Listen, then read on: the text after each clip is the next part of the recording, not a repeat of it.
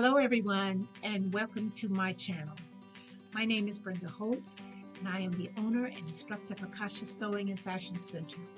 And today I want to share with you some things that you will not get in a sewing class. I call them Sewisms. And what is Sewism? Sewism is sewing wisdom. It's practical knowledge about sewing that you may not have even given much thought to. And you may even think they don't even relate to sewing at all, but in reality, they really do.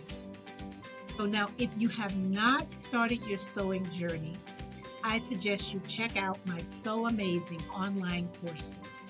They will take you from beginner to advanced courses, and it will set the foundation for your sewing journey. But today, I want to share with you a Sewism, and I'm only going to share one with you today, but it has multi-facets, okay? So I'm going to go over those facets with you today. And your first Sewism is safety. You need to be safe in your sewing space, okay? So the first Sewism that I want to talk to you about is positioning yourself in front of your sewing machine so that it will be comfortable for you.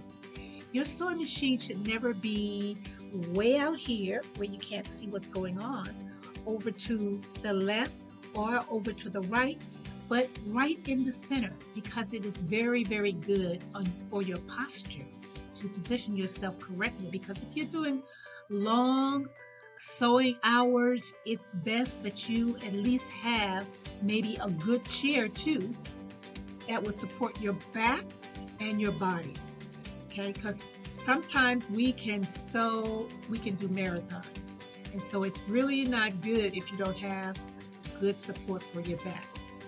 Okay, so my second one is never position your fingers in the line of stitching. When you're stitching, you have to stay focused on what is going on. I suggest you take your foot off the pedal if you need to stop your machine to adjust something. Now, I know when I'm doing sleeves, I use my fingers a lot to adjust.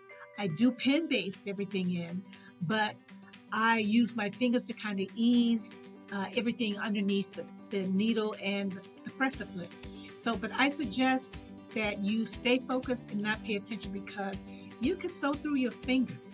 Now, I personally have not done that, and I would imagine that it's very, very painful.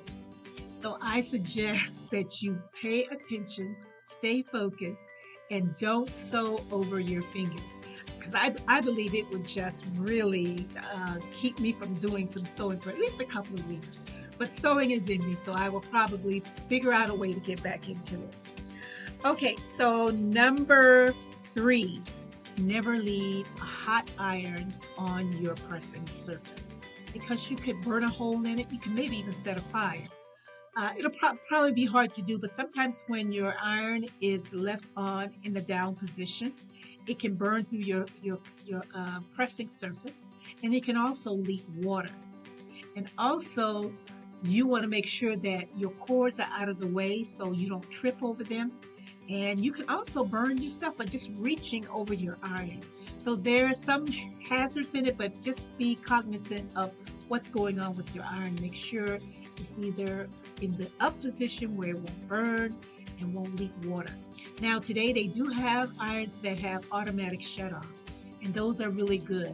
The only drawback I have with those is that when I want to use my iron, I have to turn it back on and wait a few minutes. I just want to go and press. So that's a good iron to have, but you don't have to get really expensive irons. A good steam iron will work, okay? Okay, so number 4, never leave your scissors on the edge of your cutting surface, because you can drag them off the table. And if you got a good pair of scissors, you can ruin them by dropping them on a hard surface like a tile, and maybe even a hardwood. Sometimes a carpet will give you a little bit of cushion. But good scissors have like a little screw in there. And if you get it out of line, a spring, I'm sorry. Has like a little spring in there. So if you get that out of line, it won't cut very well because your blades are out of line. And you can also, last of all, drop those scissors on your foot, which was my experience too. I was working with something and the scissors were underneath my project, and I turned to, and it dragged my fabric a little bit, and then the scissors fell off the table on my foot. I ended up in emergency, having it stitched back together because it was not stopped bleeding. So that really put a damper on the project that I was working on. Okay, now if you have a rotary cutter or you use a rotary cutter, I suggest you put the safety on. That's number 5. I usually wear a sewing apron when I'm sewing. So my experience is that I had just put a new blade in my rotary cutter, and I didn't put the safety on. So when I reached into my pocket to grab my rotary cutter or grab something else, it cut my hand and I didn't even know it, because that's just how sharp those blades are. So I ended up bleeding. I had to stop and go take care of that, because you don't want to bleed on your project, especially if you're a dressmaker. I did a lot of dressmaking for years, and I had to really be very, very careful not to get anything on the garment while I was working on it. Okay, so number 6 is to keep pins off the floor and out of your mouth. I know for years I used to put pins in my mouth because it kept everything close when I was pinning things together. But nowadays you don't want to do that, because you can stab your tongue, or you could, get germs on them, and they're now in your body. So you don't want to put pins in your mouth. But you can use a magnetic wand, and I'll show you what that looks like. This is my magnetic wand, and all you need to do is just kind of sweep over the surface of your table or your floor, and it will pick up all your pins. And I like to use the little pins with the heads on them, because if you don't have a magnet, you can at least see them on the floor or in your carpet. But if you have the little metal ones like this, you can't really see them in your carpet. So you can step on them and get them up in your foot, and that's not good.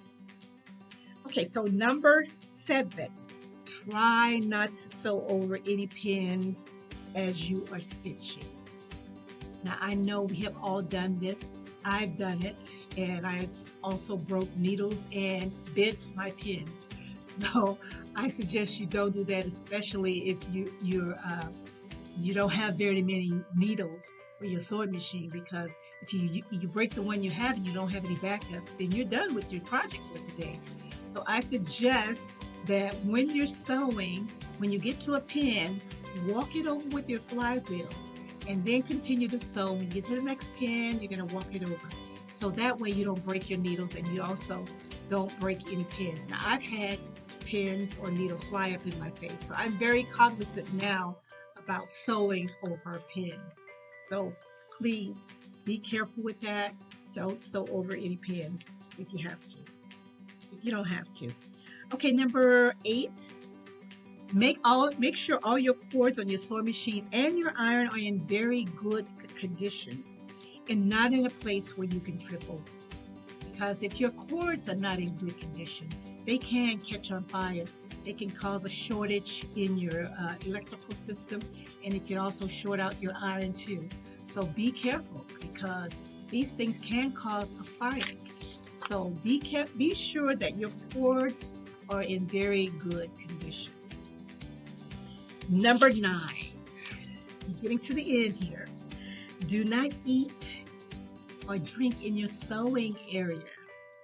And I know you understand why I'm saying this, because you can get grease or little droplets of water or soda or anything on your project that you're working on, and you've worked hard on that project, so you don't want to mess it up.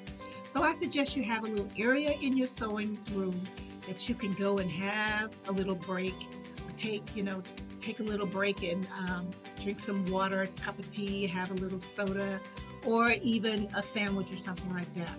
because we sometimes we do really need a break. So take a little break. You'll be okay. Number 10. Now, if you have pets, be aware of their presence in your sewing room because they can trip over cords, they can knock over things, and they can get hurt too. They are in your room because they want to be with you. And so you need to be aware of their presence in your room because they love you. They just want to be with you. And so they love you and you love your pet. So make sure that they are safe in your space if they're going to be in your sewing room because there's a lot of things that can happen in a sewing room that we don't think about. That's why I'm giving you these sewing wisdom so you'll be aware of these things as you sew. Okay, so those are my 10.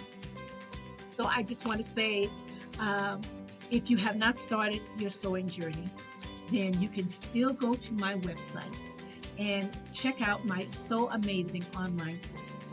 Now, if any of these Sewisms have benefited you in any way, I suggest you hit the like button. And if you have comments or even Sewisms of your own, I suggest you leave a comment. And if you want to be notified of the next Sewism, I suggest you hit the subscription button. Okay, so that is all I have for you today. I will see you in the next video and I will share with you a new Sewism.